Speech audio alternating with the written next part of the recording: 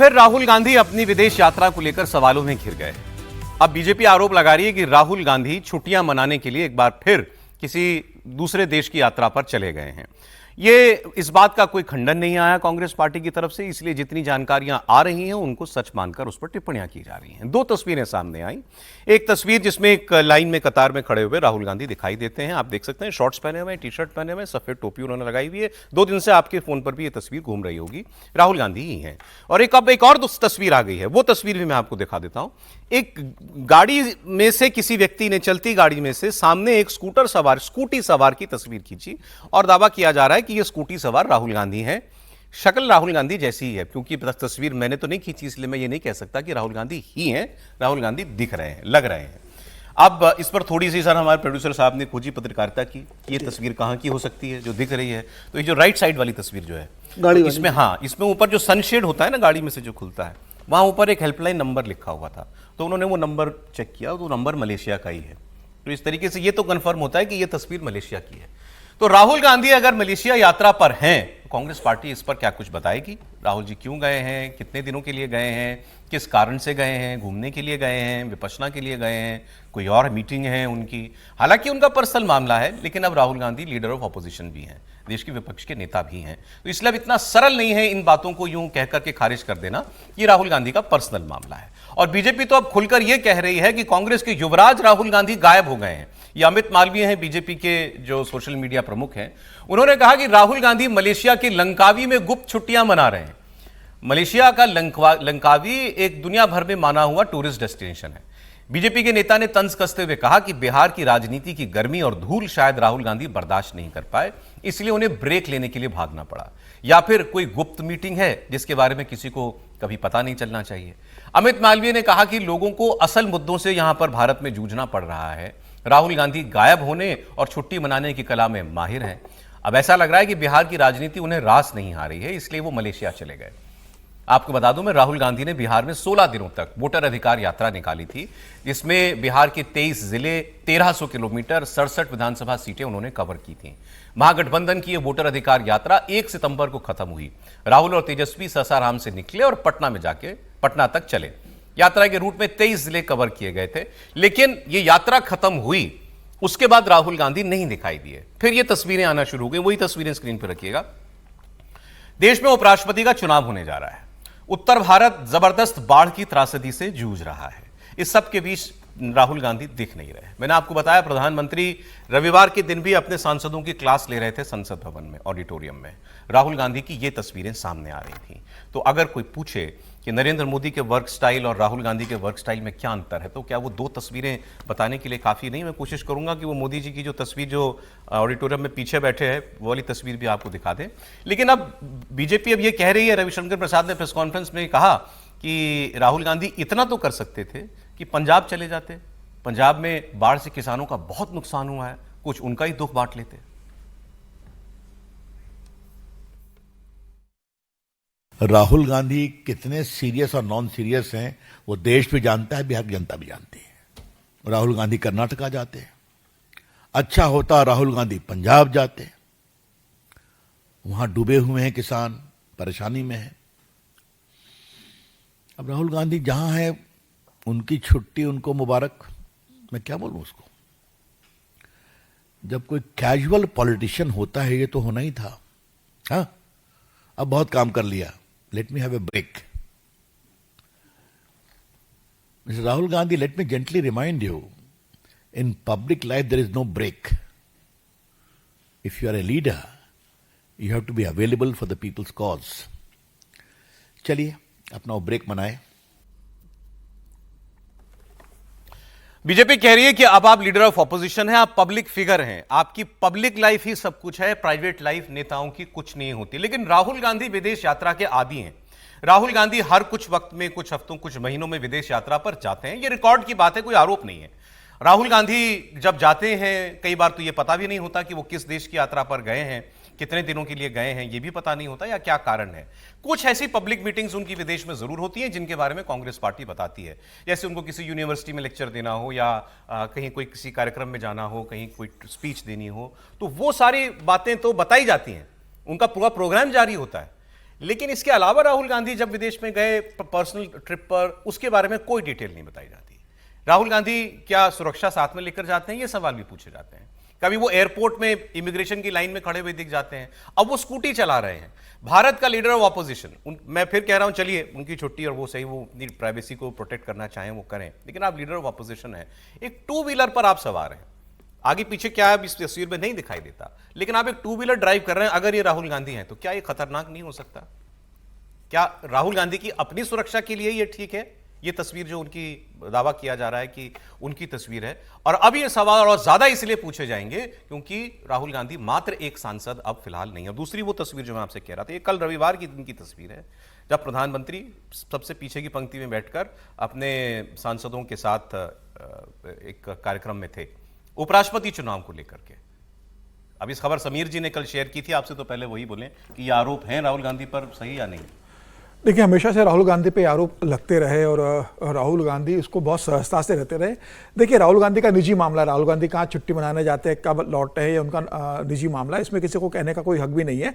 लेकिन आप समय देखिए ना, आप वोट अधिकार यात्रा से लौटकर आते हैं और 9 सितंबर को उपराष्ट्रपति का चुनाव होने जा रहा है, इतना महत्वपूर्ण चुनाव है।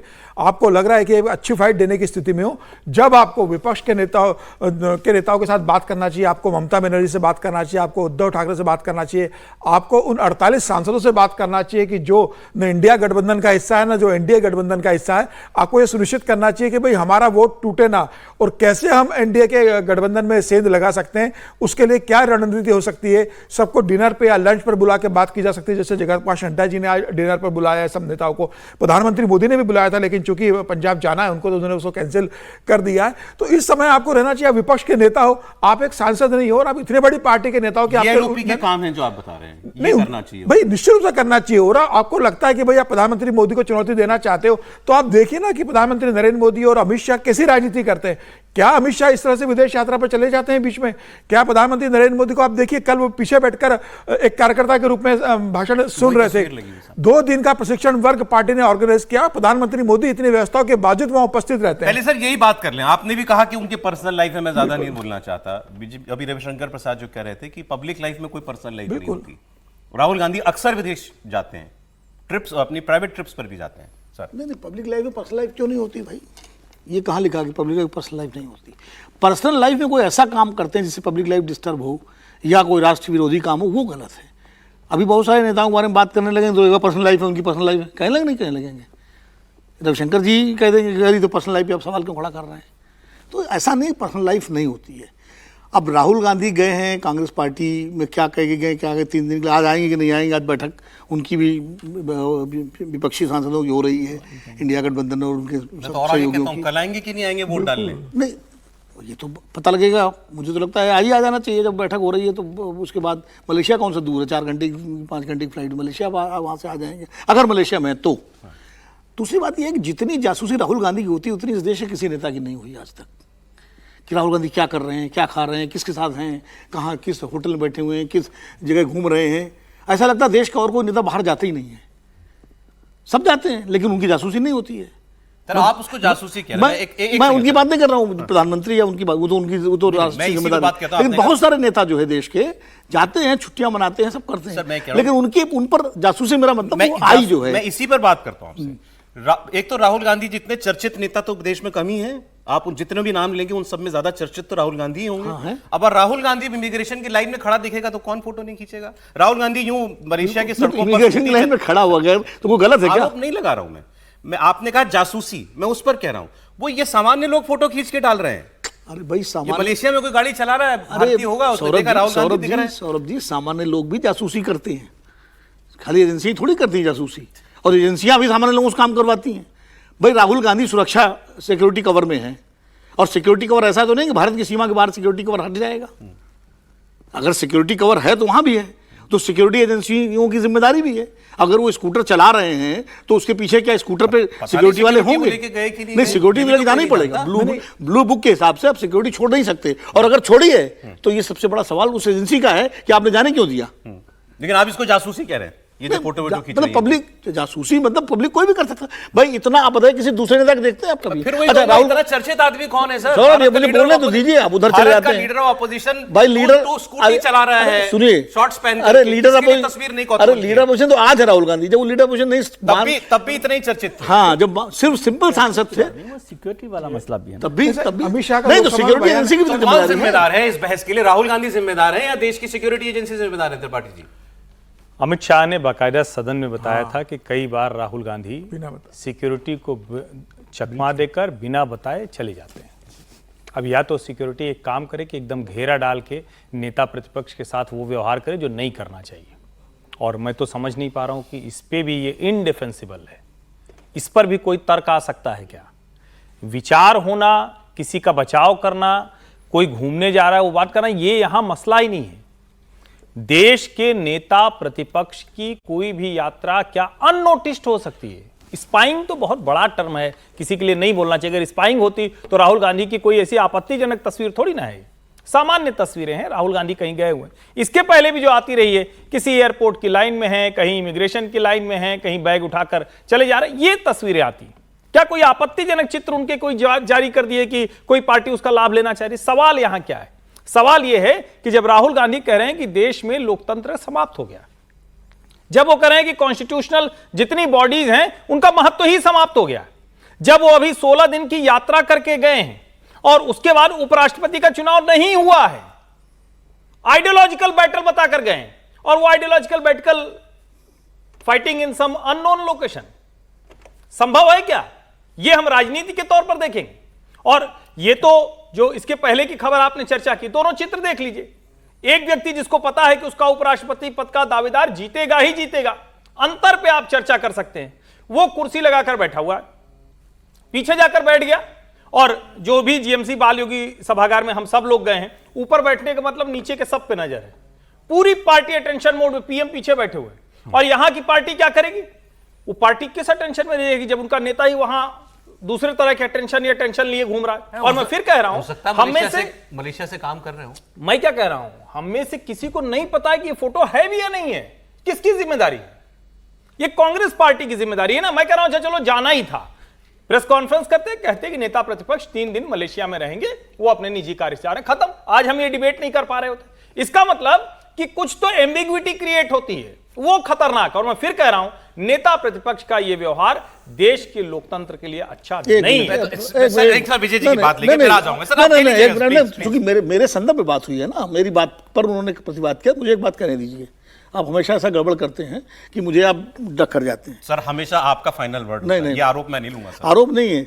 पिछली बार जब अखिलेश यादव वाले चर्चा हो रही थी, मुझसे आपने कोई कमेंट नहीं लिया जब राजीव राय वाले आपके मामले सामने पे। आपके साथ चूंकि- 1500 खबरें चूंकि- डिस्कस हुई होंगी तो मैं सबकी गारंटी तो नहीं लूंगा, क्योंकि please। वो मुझे जरूरी था उसमें बोलना। लेकिन चलिए, मैं ये कह रहा हूं कि जब राहुल गांधी नेता प्रतिपक्ष हैं, सांसद हैं, जब वो बाहर जाते होंगे तो सिक्योरिटी एजेंसी को सूचित करके जाते होंगे।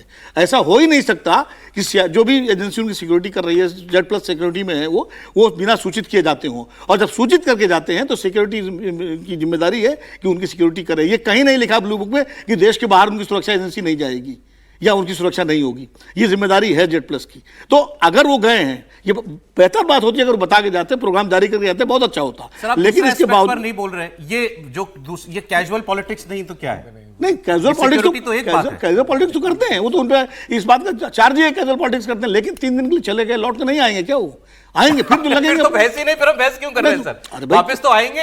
हाँ। अब वो चाहे एक दिन के लिए वोट डालने आए, केवल 5 साल में एक बार वोट सवाल डालने ये आए है, लोकसभा सवाल चुनाव ये में, है क्या कि- फर्क पड़ता है? आप कहेंगे वो वोटर तो यहीं। नहीं, उन पर सवाल उठना चाहिए, पब्लिक एक फिगर बार है। विजय जी, लेकिन इतना भी नहीं होता कि खाली राहुल गांधी दो एस्पेक्ट आए कि अगर कहीं जाए तो उसको लेकर राहुल के- गांधी की पॉलिटिक्स वर्सेस मोदी जी की पॉलिटिक्स, और दूसरा ये इसका सिक्योरिटी। बिल्कुल बिल्कुल ठीक बात है। ये 2 अलग अलग इशू हैं और इस पर बहुत क्लैरिटी के साथ बात करना चाहिए। एक तो राहुल जी के पास Z+ सिक्योरिटी है, ठीक है। इससे पहले 2019 तक उनके पास वो SPG प्रोटेक्ट ही थे, ठीक है। 2019 में उनको रीशेड्यूल किया गया तो वो Z+ सिक्योरिटी पर है। CRPF की उनके पास सिक्योरिटी रहती है। होम मिनिस्ट्री की ब्लू बुक क्या कहती है? मैं सिक्योरिटी को बहुत लंबे समय तक देखता रहा, तो होम मिनिस्ट्री की ब्लू बुक कहती है कि भाई जो Z+ सिक्योरिटी वाले हैं उनकी रेस्पॉन्सिबिलिटी, अकाउंटेबिलिटी उनके पास है। लेकिन इसमें बहुत एक बारीक लाइन है।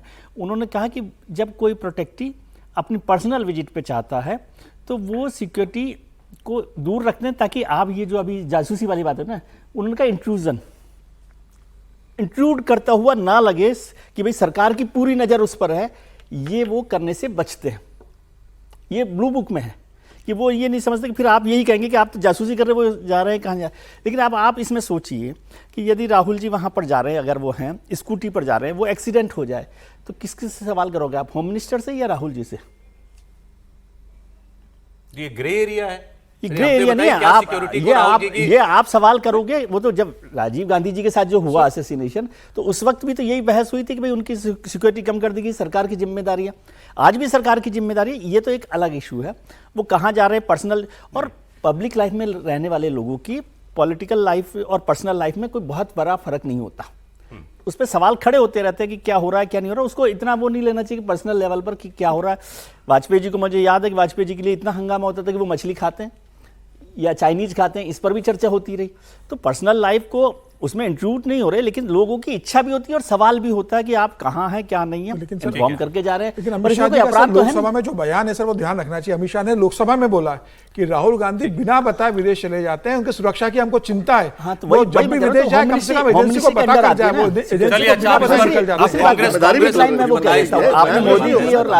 बहुत अच्छी बात विजय जी, कोई भी राहुल जी की पर्सनल चीज नहीं खोज रहा है भाई कि क्या जा रहे हो, कहाँ रह रहे हो, किसके साथ घूमते हो, किससे मिलने जाते हो, नहीं खोज रहा है। सोशल मीडिया की बात अलग है, लेकिन नेता प्रतिपक्ष के नाते थोड़ी जिम्मेदारी तो बनती है। वो जिम्मेदारी नहीं लो कि सरकार के पास तो जानकारी रहती है, सरकार ने कोई पब्लिक तो किया नहीं कि भाई कहां जा रहे हैं क्या जा रहे हैं, ऐसा नहीं है ना।